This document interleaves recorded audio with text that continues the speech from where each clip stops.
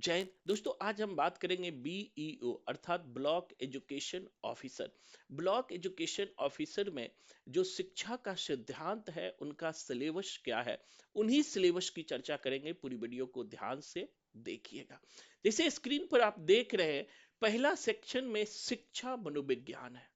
आखिर शिक्षा का मनोविज्ञान क्या है, किस तरह से शिक्षा मनोविज्ञान काम करता है, उसी की चर्चा इस टॉपिक में किया जाएगा। इसी तरह से जो दूसरा टॉपिक है हमारा, चाइल्ड डेवलपमेंट। आखिर एक बालक का डेवलपमेंट किस तरह होता है। जैसे प्याजे ने कहा था, अवस्था के अनुसार जैसे जैसे बच्चे का उम्र बढ़ता है, वैसे वैसे बच्चे सीखता है, उनमें विकास होता है।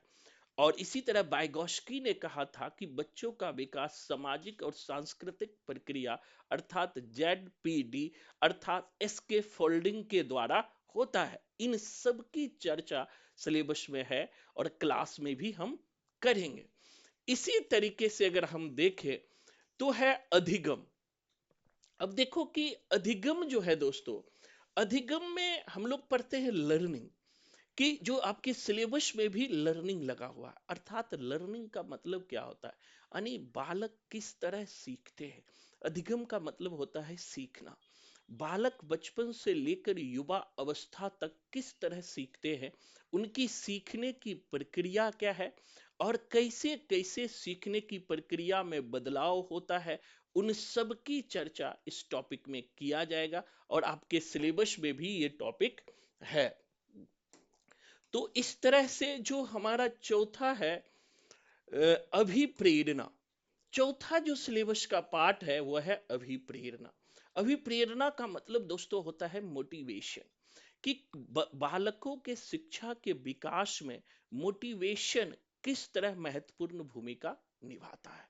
हम बालक को किस तरह मोटिवेट करके, जब आप चाइल्ड डेवलपमेंट पढ़ेंगे, जब आप शिक्षा का विकास पढ़ेंगे, तो उसमें मोटिवेशन का, अभिप्रेरणा का महत्वपूर्ण योगदान होता है। एक बालक को जितना हम मोटिवेट करते हैं, उतना ही बालक और भी आगे बढ़ता है। तो इन सब की चर्चा आगे क्लास में की जाएगी। इसी तरह से दोस्तों, सिलेबस में हमारा है, नेक्स्ट है व्यक्तित्व। एक बालक के व्यक्तित्व अर्थात पर्सनालिटी, यानी बालक के व्यक्तित्व का विकास किस तरह होगा, वो बालक किस तरह उनके व्यक्तित्व को निखारा जा सकता है, समाज के द्वारा, व्यक्ति के द्वारा, स्कूल के द्वारा, उन सब की चर्चा यहाँ पर की जाएगी। और यही व्यक्तित्व आपके सिलेबस में लगा हुआ है। इसी तरीके से जो नेक्स्ट है बुद्धि। अब एक बालक के विकास में इंटेलिजेंस की क्या भूमिका होती है, बुद्धि की क्या भूमिका होती है। जैसे कुछ थिंकर ये बात कहते हैं कि बालक में जन्मजात बुद्धि पाई जाती है, और कुछ थिंकर कहते हैं कि बालक में जन्म के बाद अनुभव के द्वारा इंटेलिजेंस का विकास होता है। जैसे प्याजे कहते हैं कि जन्म के बाद बच्चों में इंटेलिजेंस का विकास होता है। इसी तरह वेस्टर्न में डेकार्ट, बर्कले और ह्यूम अलग अलग बातें कहते हैं इस बात को लेकर। इनकी भी चर्चा हम करेंगे। और जो हमारा इंटेलिजेंस है, उस इंटेलिजेंस के हम आईक्यू को कैसे मापते हैं। एक बच्चे का आईक्यू लेवल तेज है या कम है, या उसके आईक्यू लेवल पर और क्या क्या विकास हो सकता है, उनके आईक्यू को हम कैसे बढ़ा सकते हैं, उन सब की चर्चा जो है इंटेलिजेंस अर्थात बुद्धि टॉपिक में किया जाएगा। इसी तरीके से हमारा जो नेक्स्ट टॉपिक है, व्यक्तिगत भिन्नता। दोस्तों, एक महत्वपूर्ण है, जब हम चाइल्ड साइकोलॉजी पढ़ते हैं और बच्चों के विकास को देखते हैं, या बच्चों को जब हम पढ़ाते हैं, तो व्यक्तिगत भिन्नता को हम लोग ध्यान में रखते हैं।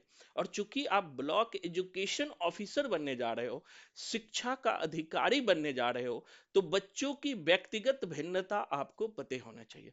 जैसे कुछ स्पेशल चाइल्ड होता है, कुछ विकलांग चाइल्ड होता है, कुछ मंदबुद्धि चाइल्ड होता है, जैसे आप तारे जमी पर मूवी देखा होगा।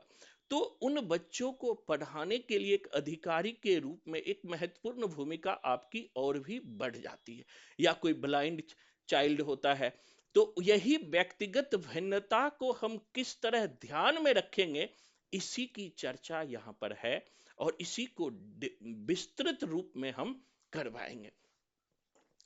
इसी तरीके से दोस्तों जब हम आगे बढ़ते हैं तो है समायोजन। मतलब कि समायोजन का मतलब होता है एडजस्टमेंट। पीछे के क्लास में हमने बताया था पियाजे को, पियाजे भी समायोजन की बात करते हैं।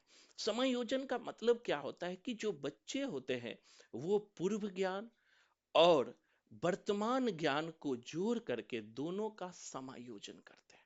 जब एक बच्चे स्कूल जाते हैं तो बच्चों में पहले से भी माँ बाप के द्वारा दिया गया ज्ञान होता है और शिक्षक भी उसे ज्ञान देते हैं, अर्थात पूर्व ज्ञान और वर्तमान ज्ञान का समायोजन। तो किस तरह समायोजन करते हैं उसकी भी चर्चा हम यहाँ पर करने वाले हैं।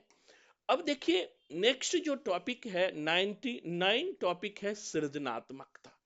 अब इस टॉपिक में मैं आपको पढ़ाऊंगा कि एक बालक में किस तरह सृजनात्मकता का विकास किया जा सकता है, एक बालक को कैसे हम क्रिएटिव बना सकते हैं।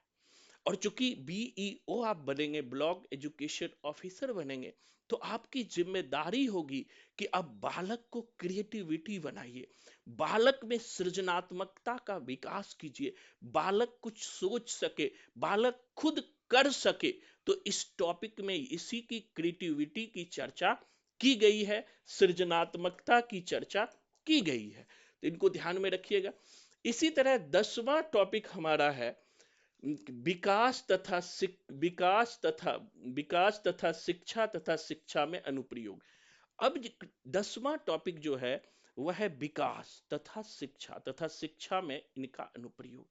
क्योंकि मतलब कि जो हम डेवलपमेंट कर रहे हैं उनका विकास किस तरह हो रहा है और जो हमारा विकास हो रहा है उसको हम एजुकेशन में कैसे यूज करेंगे, शिक्षा में कैसे प्रयोग करेंगे, इसी की चर्चा इस टॉपिक में की गई है और आप भी ध्यान में रखिएगा। इसी तरीके से जो हमारा है नेक्स्ट टॉपिक है शिक्षण, टीचिंग। नेक्स्ट टॉपिक हमारा है टीचिंग। अब ये जो टॉपिक है दोस्तों टीचिंग, अब सवाल आता है कि टीचिंग का क्या प्रोसेस होना चाहिए, एक शिक्षक को किस तरह बालक को पढ़ाना चाहिए, उनकी शैली क्या हो, एक शिक्षक किस तरह बालक को पढ़ाए कि एक एक चीज उसके दिमाग में छप जाए, उसी प्रक्रिया को शिक्षण कहते हैं, टीचिंग कहते हैं। तो भिन्न भिन्न प्रकार के यहाँ पर हमें टीचिंग मेथड भी पढ़ना है।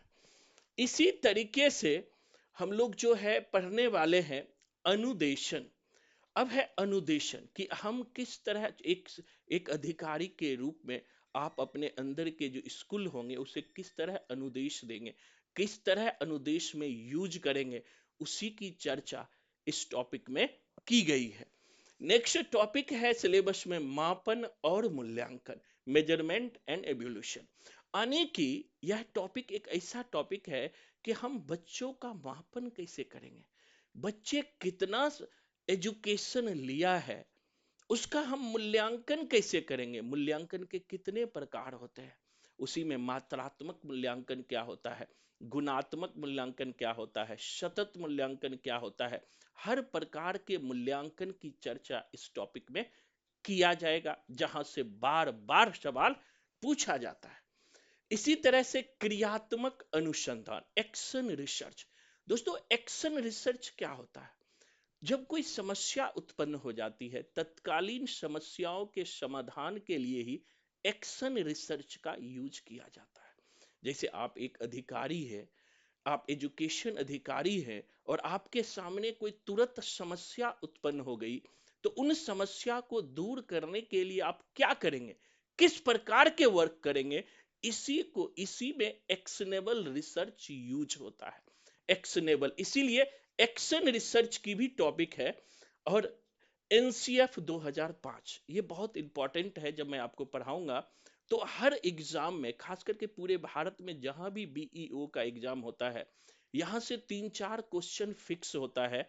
एनसीएफ मतलब द नेशनल कैरिकुलम फ्रेमवर्क 2005, यानी कि राष्ट्रीय पाठ्यचर्या 2005 से हर साल सवाल पूछा जाता है। अब राष्ट्रीय पाठ्यचर्या एनसीएफ 2005 में क्या क्या बातें हैं, किस तरह की बातें हैं, बिल्कुल सिंपल भाषा में आपको समझाया जाएगा और याद कराया जाएगा। इसी तरह शिक्षा का अधिकार, राइट टू एजुकेशन, आपको पता है कि हमारा जो संविधान संशोधन के द्वारा शिक्षा को अब जो है फंडामेंटल राइट के तरह तहत रखा गया है, और 2009 में शिक्षा को जो है मौलिक अधिकार बना दिया गया। तो अब राइट टू एजुकेशन में क्या क्या बातें हैं, 2009 का जो अधिनियम आया 2010 में लागू हो गया, तो राइट टू एजुकेशन में क्या क्या बातें हैं, किस तरह की बातें हैं, उन सब की चर्चा यहां पर की जाएगी। इसी तरह नई शिक्षा नीति 2020 है, बहुत इंपॉर्टेंट है कि नई शिक्षा नीति अभी 2020 हमारे आदरणीय प्रधानमंत्री नरेंद्र मोदी जी द्वारा लाया गया राष्ट्रीय शिक्षा नीति 2020। अब इस राष्ट्रीय शिक्षा नीति 2020 से भी 4 5 6 क्वेश्चन रहेंगे, और इसमें क्या क्या बातें हैं, किस तरह की बातें हैं, किस तरह आप सिंपल वे में संपूर्ण शिक्षा नीति को टिप्स पर कर सकते हो, उन सब की चर्चा इसमें की गई है। और पूरा विश्वास करो कि अगर हमने संपूर्ण सिलेबस को अच्छे से समझ लिया और संपूर्ण सिलेबस को अच्छे से हमने पढ़ लिया, तो चाहे जैसा भी सवाल पूछे, हर सवाल का जवाब आपके पास होगा, ये हमारे तरफ से गारंटी है। तो दोस्तों, जरूर क्लास ज्वाइन करें और जुड़ करके इसका फायदा उठाएं। धन्यवाद। जय हिंद।